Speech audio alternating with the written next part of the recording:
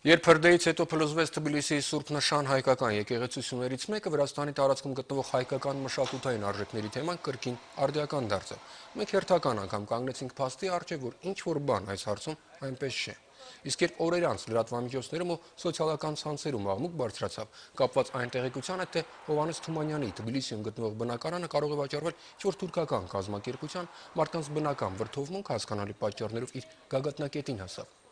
Թբիլիսին միշտ էլ ուղղակի ներծծված է եղել հայկականությամբ, հայերեն խոսքով, հայկական մշակույթով, հայկական եկեղեցիներով ու ամբողջական թաղամասերով։ Եվ միգուցե հենց այդ պատճառով էլ Թիֆլիսը չափազանց հարազատ է յուրաքանչյուրայի համար։ Բայց երբ հարազատ այդ միջավայրից հետզհետե սկսում են մաշվել գնալ մեր մշակութային արժեքները, քաղաքն էլ բնականաբար սկսում է կորցնել իր հայկական շունչը։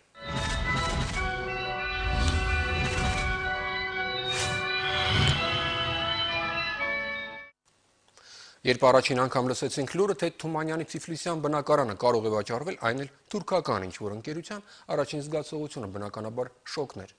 Ի վերջո անհնար է համակերպվել մտքի հետ, որ հայ մեծագույն մտածողներից մեկի հիշատակը մարմնավորող, օտարների համար միգուցե սովորական, բայց մեզ համար անգին այդ բնակարանը կարող էր, ենթադրենք, թուրքական ինչ-որ ընկերության գրասենյակի վերածվել կամ նույնիսկ շաուրմայանոցի։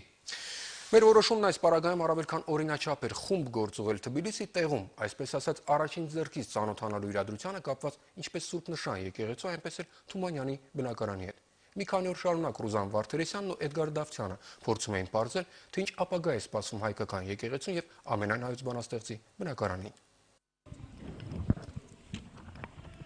Առաջին բանը, որ այս օրերին Սուրբ Նշան եկեղեցի մտնելիս զգացվում է, ծխի սուր հոտն է։ Հունվարի 4-ից բռնկված կրակի օջախը մինչև այս պահն էլ ծխում է, ինչպես տեսնում եք։ Ականատեսներն ասում են, որ մոխրի շերտը գերազանցել է 1 մետրը, իսկ ամբողջ տարածքից արդեն 60 մեքենա աղբ է դուրս բերվել, բայց մաքրման աշխատանքները դեռ շարունակվում են։ Իսկ սա եկեղեցու 4 հիմնասյուներից մեկն է, հյուսիսարևմտյան որմը, որը պարզապես չդիմացավ հրդեհամարման աշխատանքների ժամանակ արձակված առաջ ջրաշիթերի ուժին և փլուզվեց։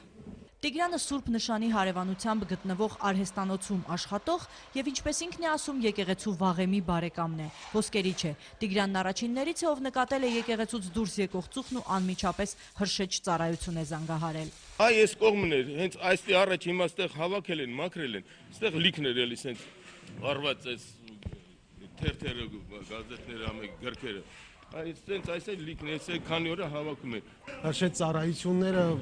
ինձ թվում է պրոֆեսիոնալ չաշխատեցին եւ ամբողջ ջուրը մի քանի տոննա ջուր էին լցել եւ դրա հետևանքով սյունը փլվեց ամբողջովին։ Մի թեթև, եթե երկրաշարժ է, ամբողջ կառույցը կարող է քանդվել։ Ժամանակին Հովնաթանյանների որմնանկարներով պատված այս սրբավայրն օրեցօր խոնարհվում է։ Նկարազարդումներից ոչ մեկը չի պահպանվել։ Հայկական ճարտարապետության այս փայլուն նմուշը Թբիլիսիի չգործող ու կիսախարխուլ 5 հայկական եկեղեցիներից մեկն է։ Մինչդեռ մինչև անցյալ դարի 30-ական թվականները Սուրբ Նշանը եղել է Թբիլիսիի 26 հայկական եկեղեցիներից մեկը։ Խորհրդային տարիներին փակվելուց հետո ծառայել է որպես Վրաստանի ազգային գրադարանի գրապահոց։ Դա է պատճառը, որ հրդեհներն այստեղ պարբերական բնույթ են կրում եւ հրդեհի բռնկման համար շատ բան հարկավոր չէ։ Վրաստանի հայ մտավորականների միության նախագահն այս վերջին հրդեհի մեջ ոչ մի դիտավորություն չի տեսնում։ Հատուկ կազմակերպված չէր իմ կարծիքով։ Երևի այդ նոր տարվա խլապուշկեքից բաներից երեխեքը գցել են ու կրակը կպավ թղթերին։ Ըստ նրա այս պահին առավել լուրջ է եկեղեցին վիրահայոց թեմին վերադարձնելու, քան վերանորոգելու հարցը։ Մինչև եկեղեցու պատկանելության հարցի լուծումը նա նորոգումն անիմաստ է համարում։ Կրոնի մասին օրենքի բացակայության պատճառով Վրաստանի ոչ մի կրոնական միավորում մինչև անցյալ տարի իրավաբանական կարգավիճակ չուներ։ Այդ թվում նաև հայկական գործող, ինչպես նաև չգործող եկեղեցիները։ Ավելին Թբիլիսիի 5 չգործող հայկական եկեղեցիները վիրահայոց թեմին վերադարձնելու հարցն առայժմ օդից կախված է։ Անցած տարի ամենայն հայոց կաթողիկոսի Վրաստան կատարած այցի ժամանակ բարձրացված ամենաառաջնահերթ հարցը եկեղեցիների վերադարձման հարցն էր։ Երկրորդը եկեղեցիները վերականգնելու, ինչն արդեն կարծես թե նախամեկնարկային փուլում է։ Վերականգնման նախագծերն արդեն պատրաստ են։ Անցյալ տարվանից մետեն ստեղ կար, սարքում էին ուժեղացնելու համար։ Ես ամեն ինչը, այո, հետեք ես եկել են գեոլոգներն էլ 2 մետրուկեսի փորեցին, շենքի տակը ջուրը գնում է, թե չէ ամրության համար։ արդեն պատրաստ էր ամեն ինչ 100%-անոց սարքելու են այս շենքը։ 1701 թվականին կառուցված Սուրբ Նշանի վերականգնման մասին պայմանավորվածությունն արդեն ձեռք էր բերվել, սակայն վերջին օրերի հրդեհը պատճառ դարձավ, որ աշխատանքներն ավելի արագացվեն։ Հայաստանի մշակույթի նախարարության պատվիրակությունը մի քանի օր առաջ տեղում իրավիճակին ծանոթանալուց հետո Թբիլիսիի քաղաքապետարանի եւ Վրաստանի հուշարձանների պահպանության վարչության կողմից ստացավ խոստումներ, որ առաջնահերթ տարածքը կմաքրվի, ապա արդեն պատրաստի նախագիծը եւս մեկ անգամ հայկական կողմի հետ քննարկելուց հետո գործի կդրվի ու կսկսվեն եկեղեցու հիմնովին վերանորոգման աշխատանքները։ Սրանից անմիջապես հետո մենք կսկսենք եկեղեցու փլատցյան վերականգնումը։ Բացի այդ, եկեղեցու ընդհանուր ամրակայման աշխատանքներ կտարվեն։ Մենք 2011-ին ավարտել ենք Սուրբ Նշանի վերականգնման ծրագրի մշակումը։ Դիահույս ենք, որ գուցե թե կամաց-կամաց սկսվի աշխատանքը նաև տաճարի վերականգնման, փլվածյան առաջին հերթին վերականգնման։ Վատի մեջ լավը տեսնելու թումանյանական սկզբունքով Թիֆլիսահայ մտավորականությունը հրդեհը համարում է բարիքի վերածվող չարիք, որ եկեղեցու վերանորոգման հարցը կկարգավորվի եւ հնդածս նաև հայկական եկեղեցիները վիրահայոց թեմին վերադարձնելու հետ կապված խնդիրները։ Իսկ թումանյանական լավատեսությունն ամենայն հավանականությամբ Թիֆլիսահայերի մեջ արթնացել է վերջին օրերին Թբիլիսիում ծագած մեկ այլ սրբավայրի ճակատագրի առիթով, այս դեպքում ոչ բառացիորեն սրբավայրի, այլ մեզ համար դրա ընկալման իմաստով, Հովհաննես Թումանյանի Թբիլիսի բնակարանի ճակատագրի շուրջ մտահոգության առիթով։ Մենք սիրում ենք բարբերաբար խառնվել իրար։ 3 տարի առաջ դարձյալ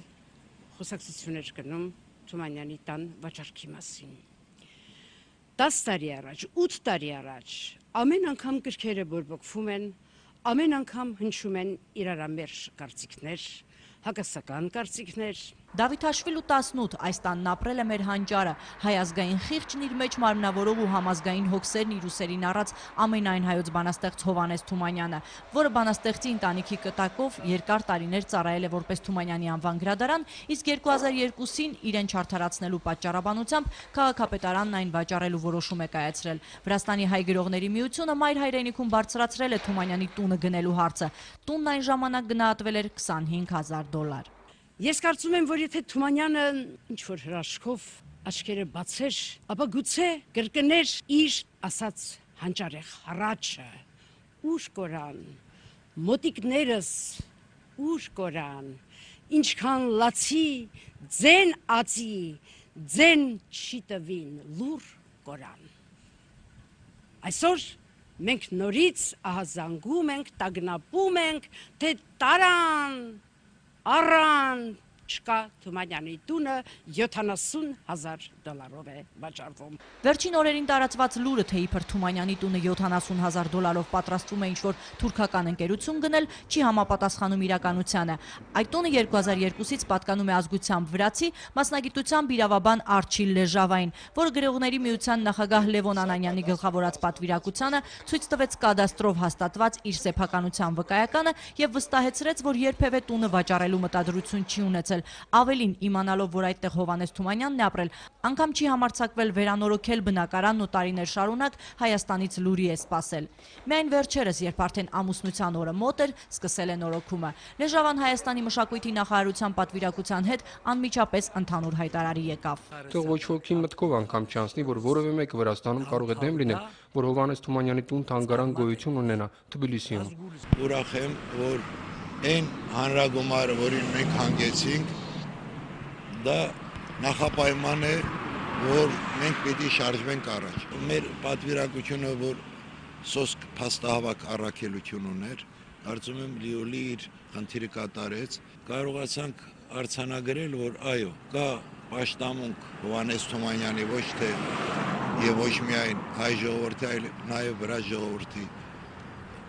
սրտում։ Մեկ ամսվա ընթացքում Հայաստանի կառավարությունը պետք է կամ տան սեփականատիրոջ համար նույն թաղամասում նմանատիպ տուն գնի ու փոխանակում կատարվի, կամ Լեժավան ավարտին հասցնի վերանորոգումն ու բնակություն հաստատի այդ բնակարանում։ Տունը կորցնելը ցավալի կլիներ հարևան բնակարանում ապրող Թումանյանի ծոռնուհու համար։ Դավիթաշվիլու փողոցը հին Թիֆլիսի տուրիստական գոտումի մասն է կազմում, իսկ շենքի պատին ամրացված ցուցանակը պարտավորեցնող է հատկապես տիկին Ալյոնայի համար։ Մինչև 2009 թվականը, երբ սա դեռ եռալեզու գրադարան էր, ով բուլդոզեր կարող էր մտնել, իսկ հիմա երբ զբոսաշրջիկները մտնում են ու այսպիսի վիճակ տեսնում, հիասթափվում են։ Ցավալի կլինի, եթե սա պարզապես բնակելի տուն լինի։ Տրամաբանական կլինի, որ սա կամ տուն-թանգարան դառնա, կամ էլ մշակույթի կենտրոն։ Ես ապրել եմ Ներսիսյան դպրոցի մոտ։ Ամեն օր դպրոց եմ հաճախել այդ ճանապարհով եւ յուրաքանչյուր անգամ այդ ճանապարհով անցնելիս հենց միայն այն, որ այդտեղ այդ գետնին հպվել են մեր մեծերի ոտքերը, ոտնահետքերը կան մինչև այսօր։ Ես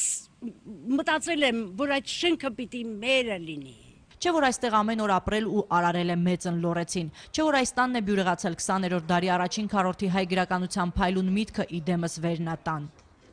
Ուղիղ 93 տարի առաջ ամենայն հայոց բանաստեղծը հենց այս պատշգամբից է ընդունել իր ծննդյան շնորհավորանքները։ Հովհաննես Թումանյանի 50-ամյակը շնորհավորելու համար այս փողոցում այդ օրը մեծ բազմություն էր հավաքվել։ Եվ տա Աստված, որ շատ մոտ ապագայում Դավիթաշվիլու փողոցում նման մեծ բազմություն հավաքվի Թումանյանի Թբիլիսյան տուն-թանգարանի բացման օրը ու դա վերածվի ազգային մեծ տոնախմբության։ Ռուզաննա Վարդերեսյան, Էդգար Դավթյան, Առաջին լրատվական, Թբիլիսի։